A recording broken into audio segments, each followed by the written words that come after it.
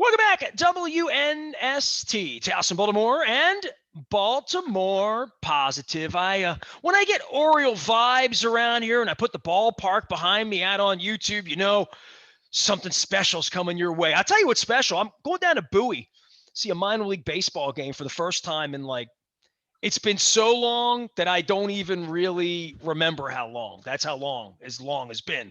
Marty Conway spent a lifetime around major league ballparks. I don't know if he's been to minor league ballparks much lately, but the stenchitude of the Orioles play behind me, Marty, has led me through Crofton this week to Bowie. And, all my friends have been. Moeller went last week. Luke went the other night, bought a ticket behind Adley Rutschman. So we're all looking for ways to expend our extra dollars in sportitude, aren't we?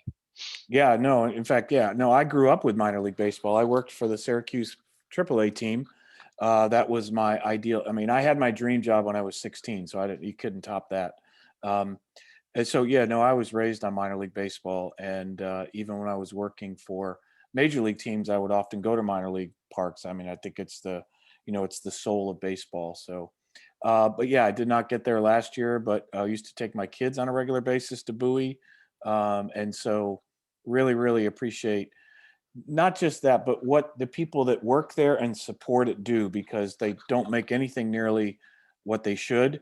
Those are people who have been general managers and ticket takers and ushers and all those. I had Phil Rye on last week. Phil's been there 21 years, and I wish that they were relevant more often. I mean, Luke and I have talked about this, and you said something that I want to hit. You said it's the soul of baseball, and yet they've shot at the soul of baseball, haven't they? In Frederick and in other places. They did. In my estimation, look, the idea was to take, 60 teams, 40 some teams, whatever it is, out of the affiliated baseball industry and reduce that footprint and reduce the cost.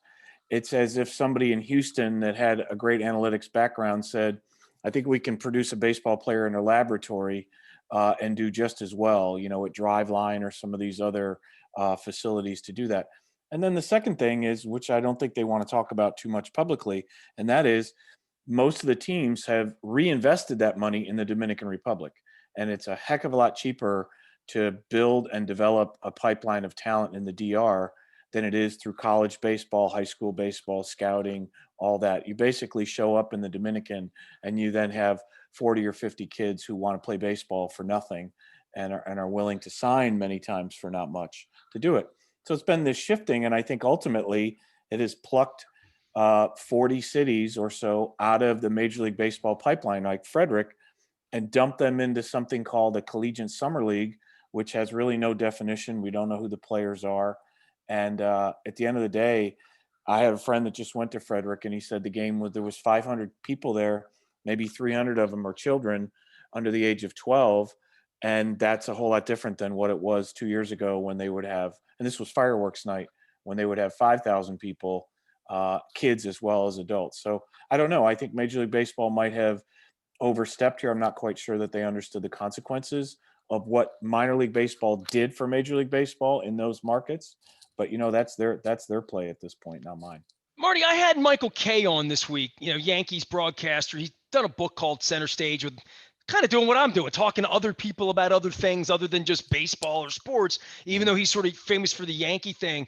And we got to talking about the game and his 30 years of looking at the Orioles and where all of this stuff goes and where hope is and what the level of expectation is.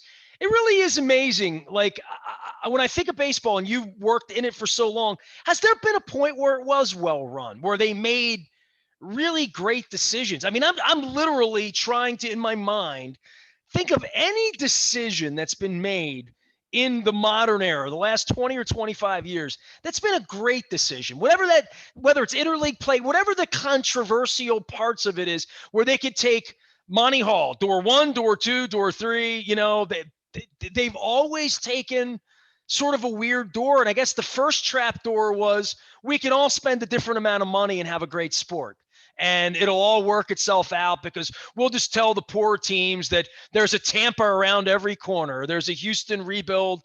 Mm-hmm. And I just think on the baseball level, this is globally, it's decision-making, and it's some short-sightedness that seems to happen every time there's a decision somewhere. I can't think of any David Stern moment or Adam Silver moment or whatever the glory moments of Rozelle would be, or even the perception of what Goodell or Tagliabue did.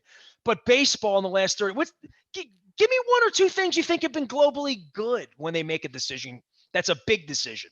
Yeah, well, I think you're right. There's a number of things where the owners themselves have been divided, which has kept them from being progressive. I would point to two things that I think have moved the game forward over the last 20 plus years. Number one, you mentioned interleague play. I think at the time it was considered this sort of, gadget type thing, but I think it's turned into something where literally now seeing the Dodgers in Baltimore or seeing the San Francisco Giants or whatever it is, I think that does help the game. And this artificial separation that the only time we meet in the World Series wasn't sustainable. The other thing, which is really below the radar but wouldn't be noticed, is what they did in digital with MLB at bat, which was to digitize the games. They were literally, prior to the NBA, prior to the NFL, anybody else, they were the first ones to develop that platform to put out of market games onto an application, to the point where Steve Jobs selected the MLB at bat app as a featured app, brought him up on the stage.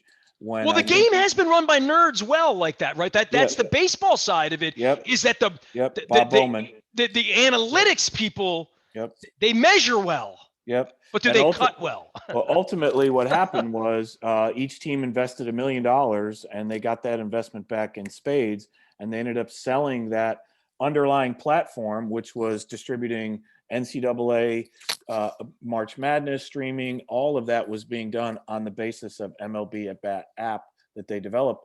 And ultimately Disney bought it for about $2 or $3 billion a few years ago. So that was a windfall for them. But you're right. On the other side of things, I think if you were to ask me who is the worst marketing league organization in the country, it's Major League Baseball. At the end of the day, the only thing that they promote, frankly, is games that are on air, the All-Star Game, and the World Series. And that's not where most fans are. Most fans are coming to Baltimore, Washington, Pittsburgh, Philadelphia, et cetera. And as I tweeted out the other day, now that all the parks came back with 100% capacity in the last week or two, it cried out for a national baseball is back campaign, which was really simple. 1-800 call your local team, or go online and click to get a ticket, because you want to see Shohei Ohtani, you want to see Mike Trout, you want to see Juan Soto, you want to see Manny Machado, all these stars under the age of 25 that are out there, and baseball just doesn't act collectively. They let each franchise sort of do what they want to do in their local market, and I think it's not something the NFL or the NBA would ever allow to happen. Boy, you have to really put your foot down when you got something special. And this is maybe where the Ravens are with Lamar Jackson. I had a long, passionate conversation with Ed Frankovic about all things Leonsis and Barry Trotz, sitting here watching the Islanders. Even when they lose 8-0, I'm watching them and playing. And, I guess how all this thing stacks up post-pandemic for people to come back and what gets marketed. And I mean, obviously I'm going to see Adley Rutschman. I'm going the night that Rodriguez is pitching. It turns out to be Margaritaville night, so lucky me, down in Bowie this week. But what captures your attention and what gets you out? Marty, I've told you a million times, my dad and I would in the 70s now. So I'm thinking 73, 74. Once I figured out who Nolan Ryan was, once I figured out who Sixto Lescano and Rod Carew and George Brett, there was a reason, Fred Lynn, Jim Rice, that Butch Hobson was one of my favorite players, why I wanted to go see a player or a pitcher that became my thing with the Phillies, where once I got the car keys and I could go see Steve Carlton pitch, or Doc Gooden, or see Darryl Strawberry, or see Oral Hershiser, or see Fernando Valenzuela, I did all of that. I saw all of those people pitch in Philly, snuck down into the cheap seats late in the game, watch Fernando, all of that. You'd like to think when Ohtani comes, maybe if he pitches on the Wednesday night, they're here or whatever, maybe 10,000 extra people would show up that night, because it's like seeing Babe effing Ruth, right? Mm-hmm. Like it's a crazy thing. I don't know, dude. I don't know. I mean, I'm thinking about it. It's in the middle of my crab cake tour. I know it's those 3 nights. I know he's been pitching. I know this might be a limited time offer like Springsteen on Broadway. And there used to be a time where there was a real bump in that, right? In Fernando Mania or whatever. I don't know.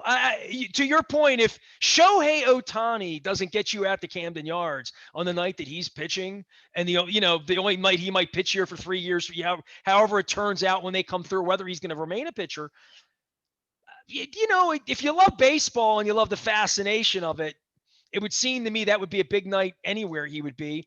But it's not really, right? I mean, I don't anticipate any problem getting a ticket that night.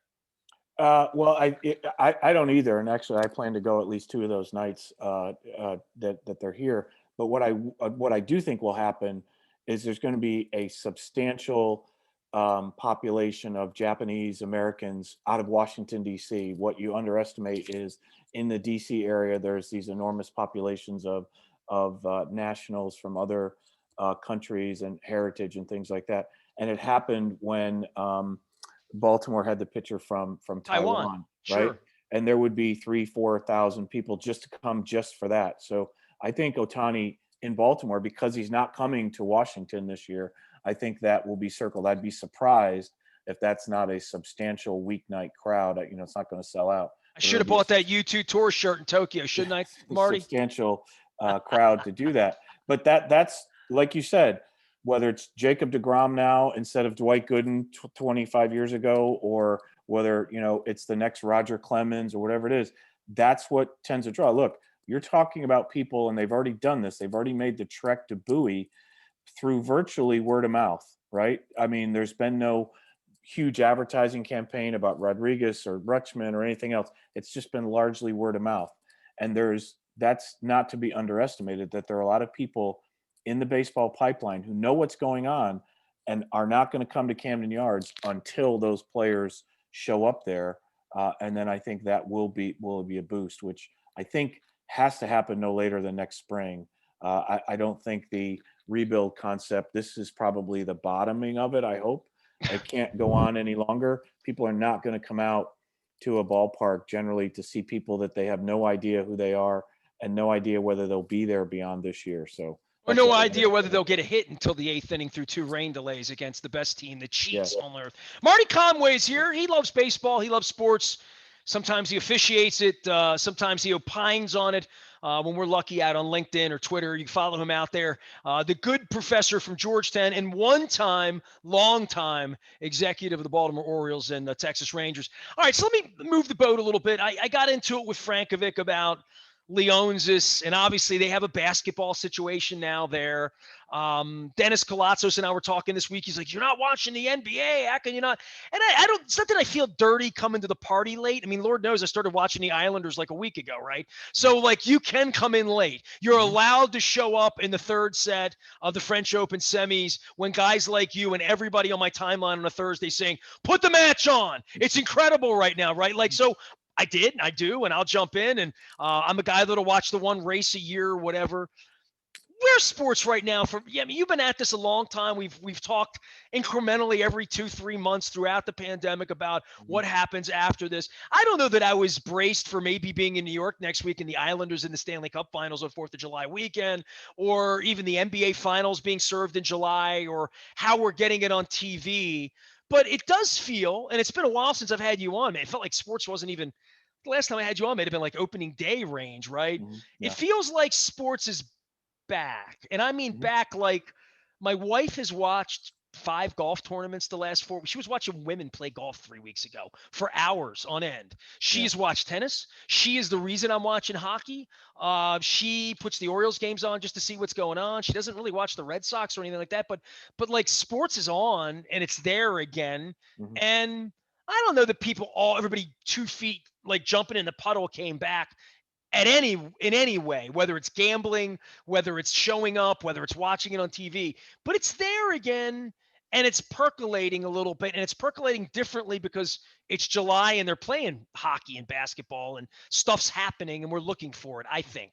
Right. Yeah, no, sports is a wayfinder for life. And that's what we missed during the pandemic, especially during the period of time when it was essentially shut down here and around the world, which is, it's May. How come I'm not watching the Indianapolis 500? It's June. How come we're not seeing the NBA Finals? Right. It's that sort of wayfinding that we've been built up over decades and decades to accustomize ourselves to do that, to sort of socialize ourselves to do that. And then when it's not there, it's like when there's no baseball on opening day because of a strike or whatever it is, it's disorienting. And now I think if I had to describe it, I would say people are reorienting themselves around sports, right? Live sports, televised live sports, et cetera, things like that. But it's different in this regard.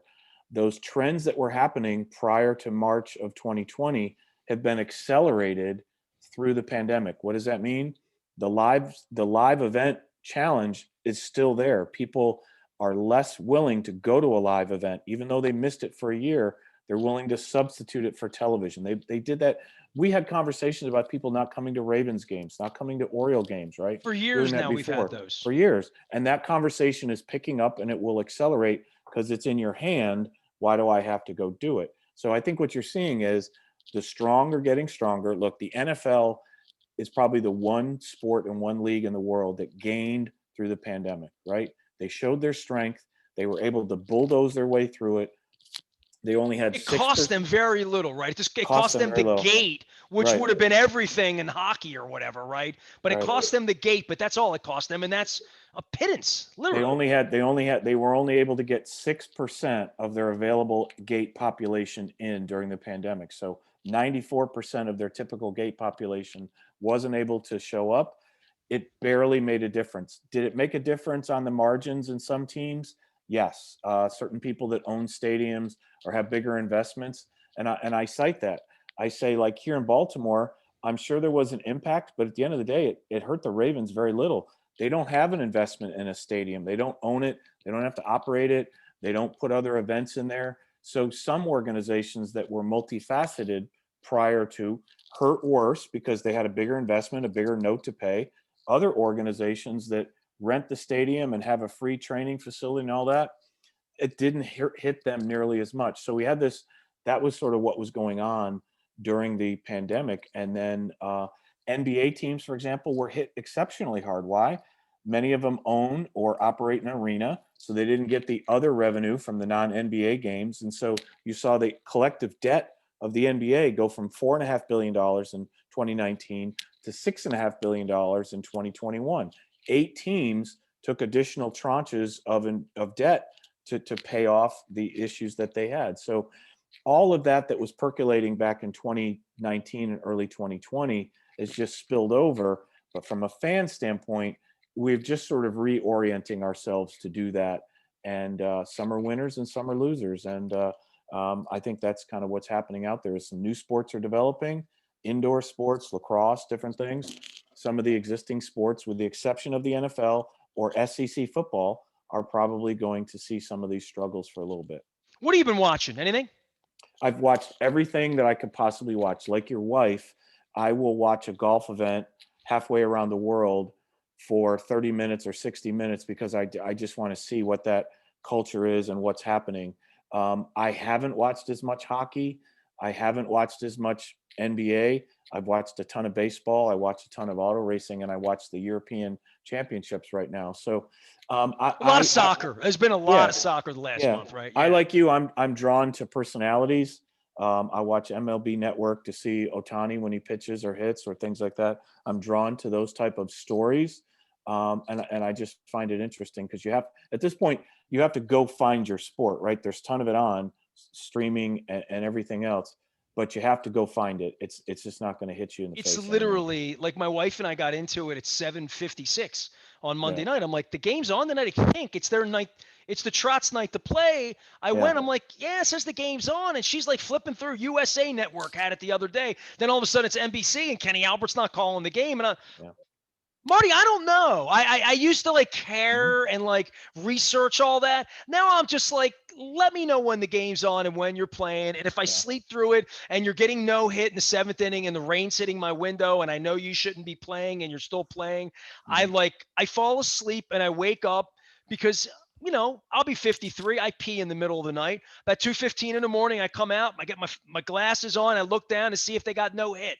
That's how I deal with the Orioles at this point. Thankfully, they got a couple of hits late in the night after I fell asleep on Monday. But the heartbeat of the Baltimore thing is so much different with the Orioles like this, and it does remind me of why I've moved my brand. That I could never sit here year after year after year after doing it beginning, let's say, 98, and all the 23 years later for it to be this morose is really it's something. And I keep looking at it and I keep wondering, and every time I talk to you I'm like, the broadcasts are horrible, like the team is horrible, everything about it's kind of horrible, and it's June.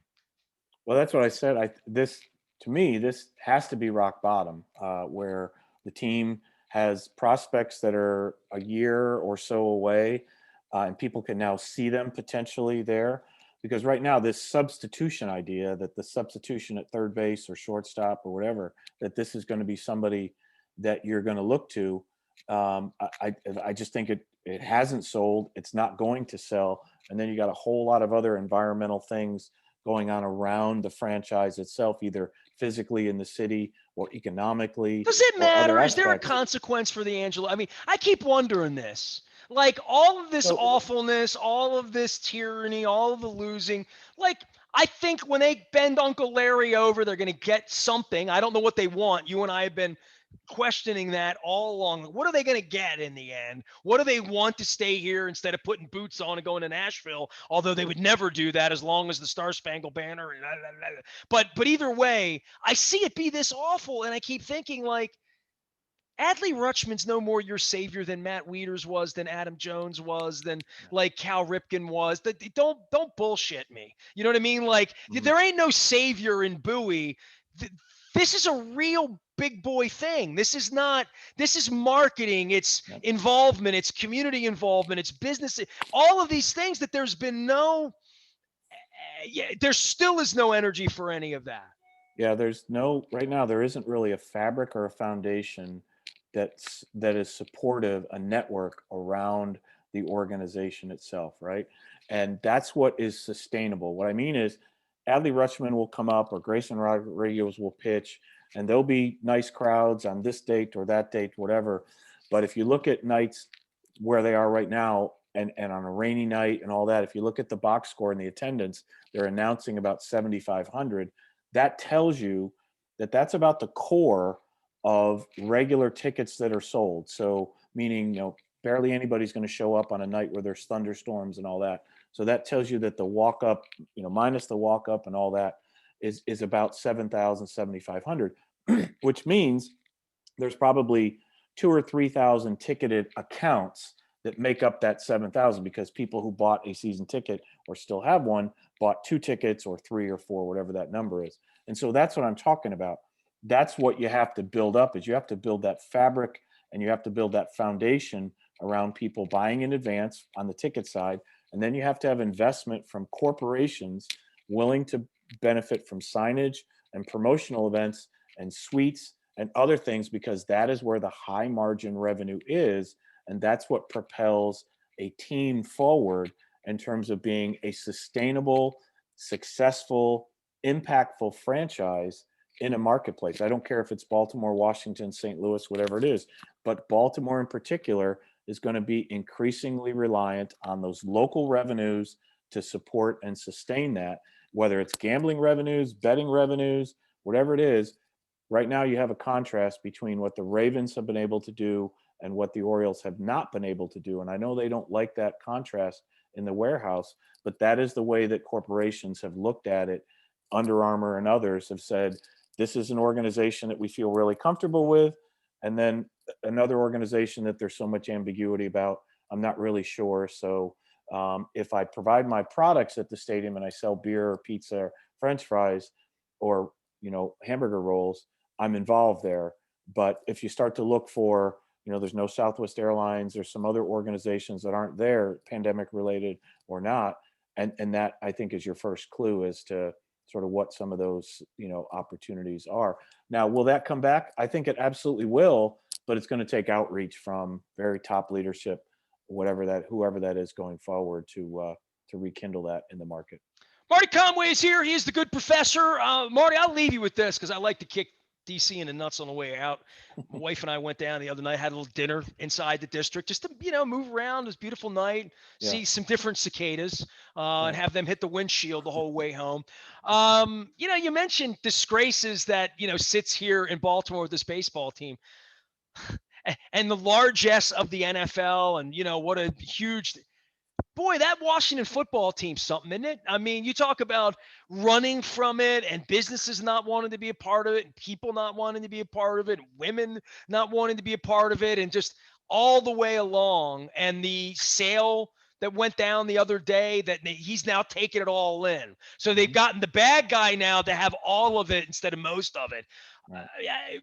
Where's this thing going, man? I mean, because the NFL can't be happy about this. Oh, no, they're certainly not. But it's also, as you see, the NFL is that one business where I say almost it's impossible. The hardest thing to do with an NFL franchise is being able to buy it. After that, there are headaches in running a team or you have individuals. But at the end of the day, the cash register continues to ring in valuation every year, no matter what, because you rise along with your peers. In Washington, the issue there is there's sort of two things going on. You have the dysfunction in the owner and what his personal issues are and professional challenges present. And what they're trying to do on the other side is to bring in some new blood, fresh blood, to try to revitalize that side of it. But it's still that challenge against the public narrative of when's the Wilkinson report going to come out? What's it going to say? Is the NFL going to sanction the owner? What are they going to do? Which I think is going to happen prior to the football season. The report will be issued. And then what they'll essentially say is whatever a report is, as soon as you kick off on the first weekend of September, they're going to try to put that all behind them. Well, no one's going to expect this report to not be the greasiest thing ever, right? Like no one's expecting this to be a real pretty portrayal of Daniel Snyder or of any of his minions, right?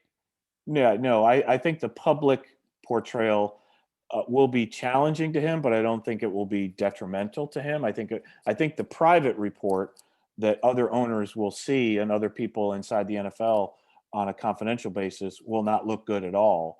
And I think they will be, frankly, embarrassed by that.